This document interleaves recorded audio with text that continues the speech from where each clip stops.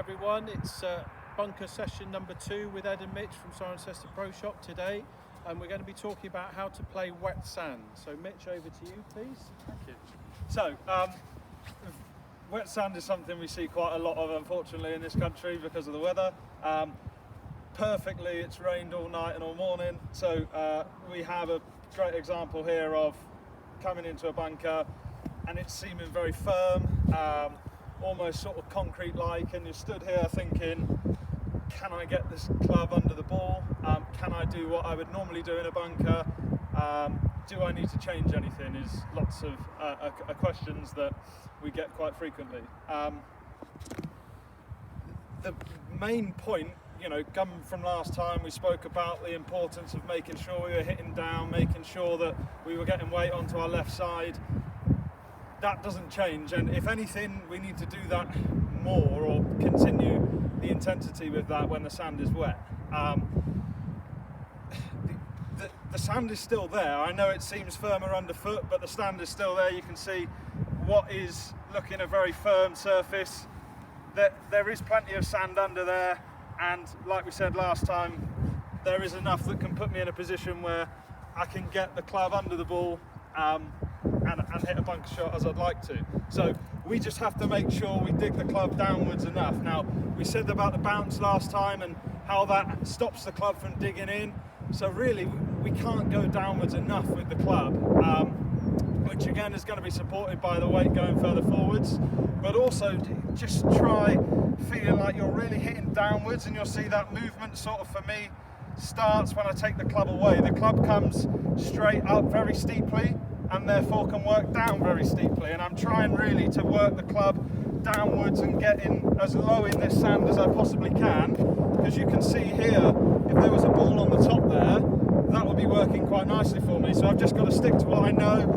And, people try and pick the ball off the top and play this sort of shot, but again, very high risk, because the minute you catch some sand early there, with that lack of speed, when you just try and pick it off the top, that's something that I'm sure a few of us are familiar with when we're trying to play wet sand. So what we're looking for is, again, weight forwards like we said from last time, but really trying to pick the club up and down, again keeping the hitting area behind the ball the same, and really utilising the bounce on the club and going straight up, straight down.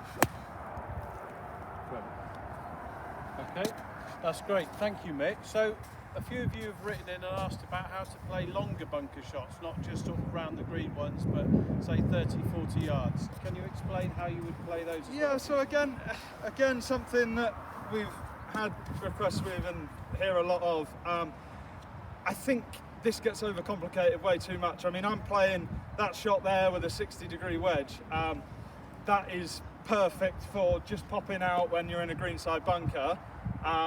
Even greenside bunkers that, you have a big green and the flag might still be 20, 30 yards away from you, that 60-degree isn't going to work. If I try and hit that, because I've got an open club face, if I try and hit that as hard as I can only make that ball go 15 yards as a maximum. So it's, to me, no different to what we do when we're on the golf course. If you're 100 yards away and that's a pitching wedge, say, if it's 110 yards, you need a 9-iron. So I would do the same, use the same principle with this, and I've got a 60-degree, a 56 and a 52. I'm going to use the 56 here, and hopefully, for me, one of them fully, if I get myself ready again, is just going to carry that little bit further. You can see how that's probably rolled out or carried the best part of 25, 30 yards there, instead of what was 10 or 15 with my lob wedge. And then again with my 52, if I do the same thing again, this might be a bit longer than the green that we've got, we'll see. But again, nothing's changing for me here. I'm still opening the face slightly because that's what I'm comfortable doing. I've still got the ball forwards, I'm still going up and down. Same thing, and then with every club, they should just come out a little lower, carry a little bit further. You can see there a little bit of a flatter flight, carries an extra 10 yards again, and it's that flatter flight that, okay, when it's soft and we've had a lot of rain, still stops quickly today, but when it's firmer in the summer, that flatter flight, if you're looking at a bunker shot and thinking, I can't carry this to the flag, I need it to roll, your 60 degree or your lob wedge isn't going to do the job. You know, jump in there with less loft, get a flatter flight, that will run out. And I know I've only used 52 as my strongest loft, but pitching wedge, 9-iron, be experimental with this, and really work out what different clubs do for you. Great, thank you, Mitch. That's really useful stuff again. So just to recap with the longer shot, really our stance hasn't changed. No, not at all. Again, people, I see the ball going back, I see lots of different changes we've set up. The priority is the strike always, which is what we covered last time. You have to keep the strike to get any result with the bunker shot. So we said to get the strike last time, we want the ball forwards, weight forwards. That doesn't change because we want the strike.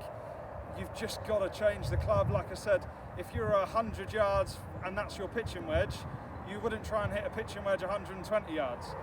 I there have worked out that I can't hit my lob wedge any more than 15 yards. So when I've got a 40-yard bunker shot, I'm not just going to use the club that goes 15 yards, because quite obviously that's not going to go far enough.